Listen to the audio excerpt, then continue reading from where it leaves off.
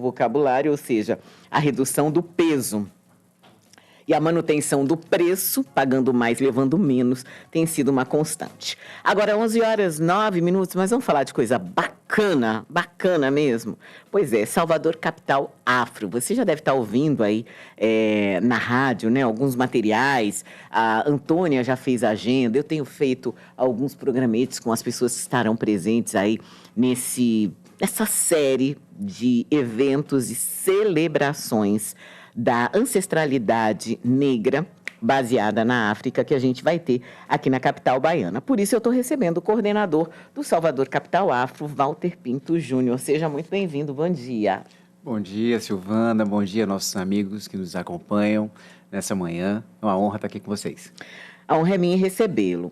Walter, o que é o Salvador Capital Afro?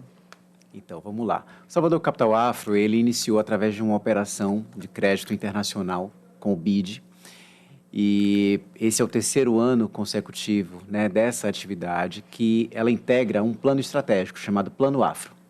Esse Plano Afro, então, estabeleceu algumas iniciativas para o desenvolvimento de Salvador, baseado nessa centralidade de uma visão estratégica afrocentrada, né? Então, a partir daí, Silvana, a gente construiu narrativas formativas, e aí a gente tem um programa chamado Afroestima, que capacita empreendedores para esse mercado, um ambiente de negócios, uma plataforma que conecta esses empreendedores com, consumidores, chamada Afrobiz, né? E o desenvolvimento do afroturismo, enquanto estratégia mesmo de desenvolvimento local. Então, a gente parte da premissa que Salvador é essa cidade com todo um potencial cultural, simbólico, ancestral, e resgata, portanto, né, essa narrativa de forma estratégica num posicionamento de comunicação, né, e aí traz, então, esse reforço mesmo identitário. E aí, a gente até fala que nunca houve a dúvida, né, de Salvador ser essa capital afro das Américas. Porém, precisou a gente envelopar isso enquanto estratégia mesmo de comunicação para, de fato, alcançarmos a potência que, então, essa cidade tem. E aí esse programa, então, conecta através de experiências, conecta através de uma série de atividades. No primeiro ano, houve o Festival Salvador Capital Afro, que é uma programação que dura 3 dias, com um ambiente de rodadas de negócios, showcases, porque observava-se também que essas pessoas que historicamente produziam e faziam parte dessa economia da cidade, de repente não se beneficiavam totalmente dessa exploração do turismo, que é um turismo cultural, né? Então, a gente tinha ali um processo de mais-valia que não era tão vantajoso, né? Equilibrado e digno para essas pessoas. Então, conectá-las a partir desses eixos formativos, oportunizar que investidores conhecessem esses produtos, esses serviços, esses roteiros, foi essa, eu diria que, estratégia que a Prefeitura de Salvador desenvolveu através da Secretaria de Cultura e Turismo para impulsionar esses empreendedores, esses afroempreendedores.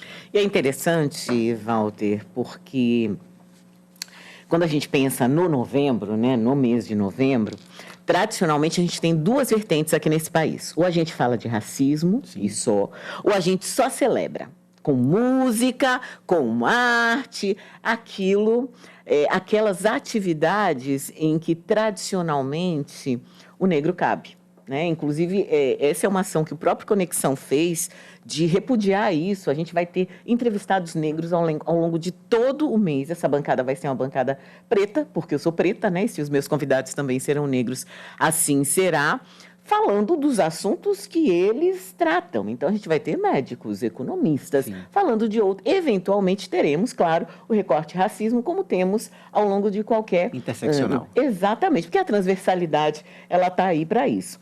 Agora, é interessante a gente pensar no desenvolvimento da cidade de Salvador dentro do que é afrocentrado. E aí eu queria que você explicasse para as pessoas como é que isso vai funcionar, né? São painéis, precisa de inscrição, não precisa de inscrição? Como é que eu posso escolher o que eu vou participar, saber onde é que acontecem esses eventos específicos?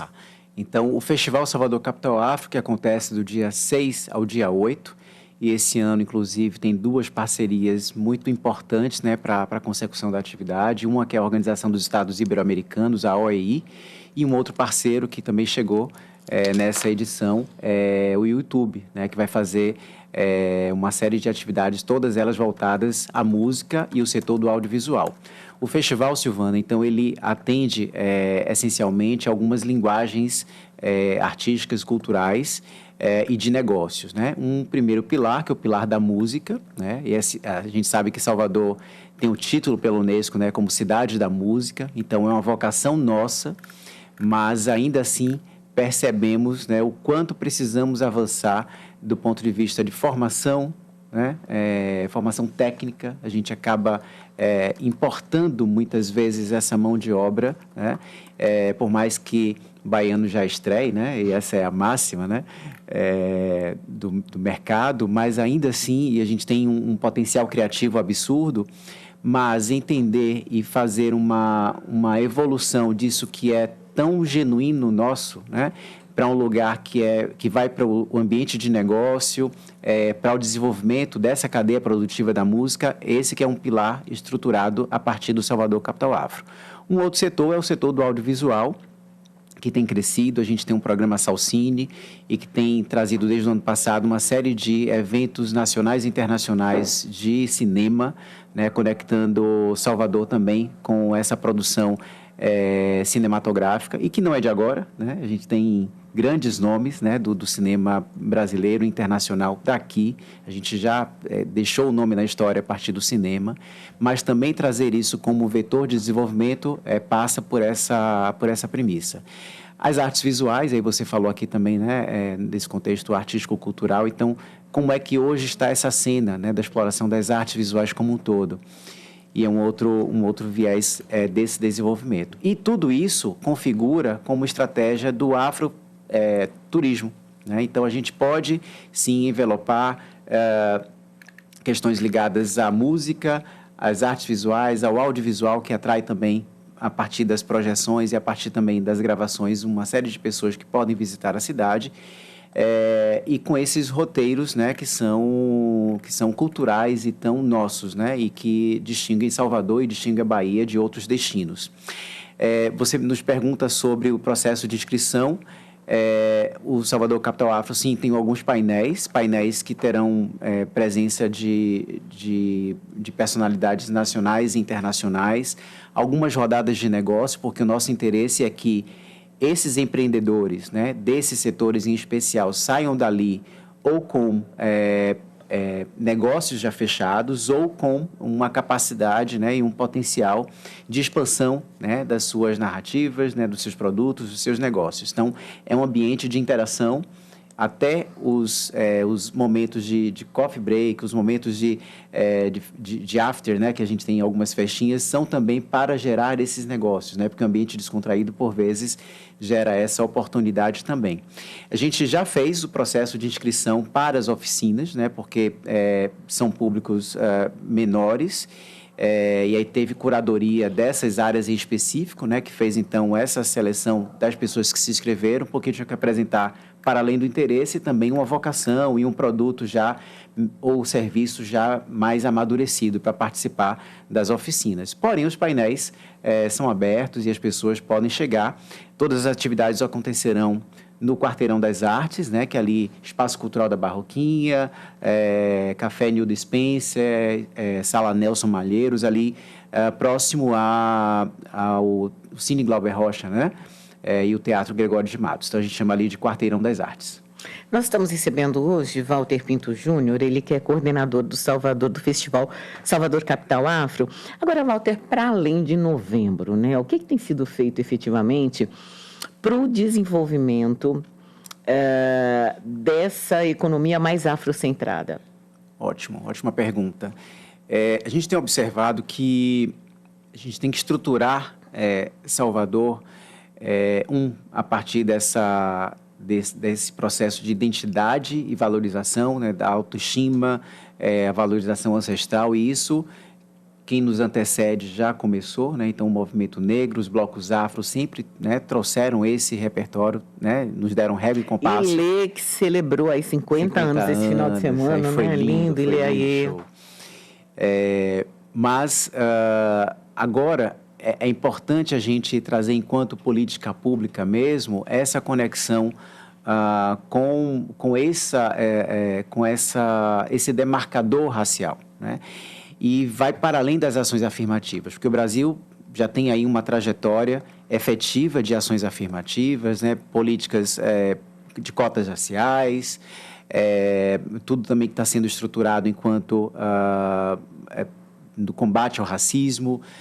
Salvador é uma cidade que tem um estatuto da igualdade racial e de combate à intolerância religiosa, né? A única capital que tem uma legislação própria nesse sentido.